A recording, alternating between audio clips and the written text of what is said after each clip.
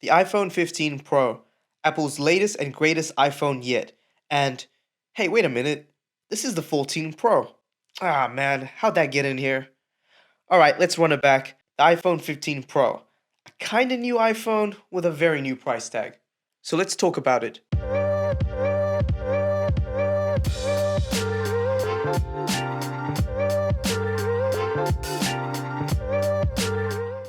Hey, what's good? Prashil here with my review on the iPhone 15 Pro. And first, I just want to apologize if I sound a little funny. I currently have a cold, so I am also half dead right now, but the review must go on. And so today, I want to talk about the iPhone 15 Pro, the good, the bad, and everything in between. So let's start off with the not so new design. Alright, so the design has stayed the same overall, with Apple giving the 15 Pro the Jenny Craig treatment and putting it on a bit of a diet to slim it down and provide an overall smaller form factor. Gee, Apple really took that recycling idea and ran with it, huh? It's interesting to see them recycling their packaging as well as their old designs. Now in the hand, the phone genuinely feels like an iPhone 13 mini, mainly because it isn't as wide as the previous gen, which I'm honestly not a fan of. The titanium bezels here, however, really make this phone feel light, something I am a fan of, with the PVD coating and matte finish really completing the look of this phone. Now this PVD coating, while looking great, isn't scratch resistant, so be careful here. Now talking about the color for a sec, I'm pretty happy with the titanium blue color I picked. It's more on the subtle side. I found the natural titanium look to be quite nice as well, but the brushed finish on the bezels kinda seemed a little off to me, at least on the phones I saw on display in person. Now the 15 Pro is also less of a fingerprint magnet than its predecessors, which is always nice. Alright, so let's jump into performance. So it's no surprise here that the A17 Bionic chip coupled with 8 gigs of RAM would result in an excellent performing flagship. Games run smoothly with no overheating. The high 120Hz refresh rate also allows for much more fluid gameplay with high-paced games with lots of moving things. The screen itself is a very crisp OLED panel with great brightness and outdoor visibility, great angles all around. All of these performance gains really complement Apple's already well-established OS, which makes for an excellent user experience when navigating the UI and jumping in between apps. Alright, so let's move on to the camera system.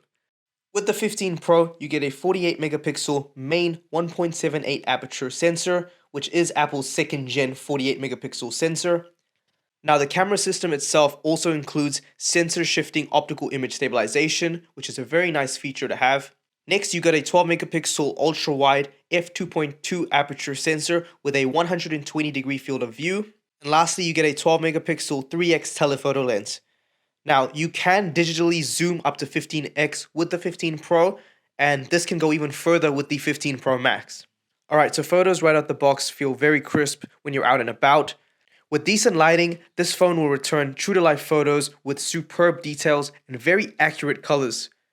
Now, while there is a bump up in spec with the 15 Pro in terms of hardware, I still feel like the most noticeable improvements are from the updates in computational photography, as photos pumped out by the 15 Pro are a combination of the 48 megapixel and 12 megapixel quad Bayer sensors, which combined produce a high resolution 24 megapixel image that's still manageable storage wise. Portrait mode is nice with it adding a decent bokeh effect, although I still feel like Apple phones don't manage darker skin tones as well as other phones like Samsung. Alright, so night mode on the 15 Pro is honestly one of my favorite features on iPhones in general. I found that shooting scenarios with very little light still produced really great quality images with a great amount of detail being retained in each shot and colors again being very accurate and photos coming out bright but not too noisy with impressive dynamic range across various challenging shooting scenarios. Now when it came to extreme shooting scenarios with very little light, I will say that I think this phone performed pretty well considering, parts of the images are still a little bit blown out, but I think that a high amount of detail and colors are still retained. So yeah, I'll say this is pretty impressive for Apple. Now video on the 15 Pro is fantastic.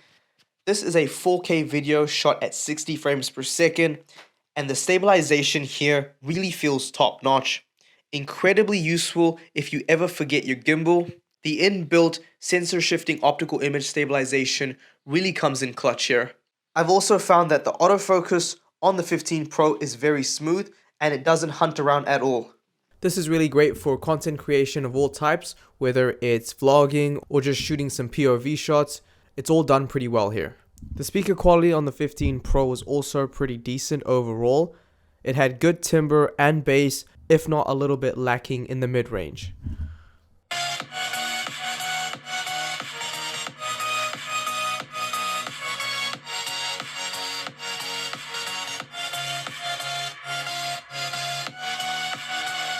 Now, I just want to mention the iPhone 15 Pro's battery life. Now, this is something that I've seen to be quite an issue online when it comes to the 15 Pro. Now, the 15 Pro Max had that whole Bendgate issue, which you can see on Jerry Rig Everything's YouTube channel. It's honestly quite interesting, and the results might actually shock you. But when it comes to the 15 Pro, the battery life here was average at best. I really could kill this phone in probably less than a day, which is actually kind of shocking as this does have a physically bigger battery than the 14 Pro. So you'd think it would actually last longer. Now it is important to note that I keep Bluetooth on to have it connected to my watches as well as cellular whenever I'm out and I'm navigating and using maps. And I'm normally at about 75% brightness throughout the entire day. And yeah, I'm not really too much of a gamer, but I am watching content on my phone. And yeah, this is honestly enough to actually kill the 15 Pro in less than a day. Now this especially was kind of shocking to me, especially since I came from an S23 Plus, which was an absolute battery beast when it came down to it. Now the workaround I found that kind of worked best for me was honestly just to switch off the always on display on the 15 Pro, because I found even when you weren't using the phone and you just left it on standby and I went to sleep, I still lost quite a bit of battery, about 12 to 13% worth of battery just overnight. So this for me was just a no-brainer, and I found that the battery life actually improved quite a bit for me, and I think it should for you as well. Alright, so what are my final thoughts on the iPhone 15 Pro here? Well, I gotta be honest with you, there's not really a whole lot new here. In fact, a lot of this just feels like a recycled iPhone 14 Pro. And again, that honestly isn't a bad thing since the iPhone 14 Pro was a great flagship in its own right. But yeah, I will mention that this doesn't feel like a leap by any means.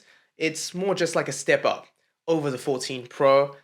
Yeah, if you have a 14 Pro or even a 13 Pro, I really don't feel that you should upgrade or even think about upgrading. I think you should wait until the 16 Pro comes out. I feel like there might actually be a bit more of a genuine gap between the 16 Pro and the older devices. Now, if you are planning to switch to Apple and you haven't used an iPhone in a while and you're looking for an iPhone with a 6.1-inch screen with a Pro camera system, no pun intended, then I think the 15 Pro might actually be for you. If you're looking for a more compact iPhone as opposed to the Pro Max, then yeah, this is the best iPhone you can get right now. But it's not without its own problems. So yeah, this has been it for my review of the iPhone 15 Pro. Like and subscribe for more content. Thank you so much for watching. It looks like we're out of time, so I'll catch you in the next one.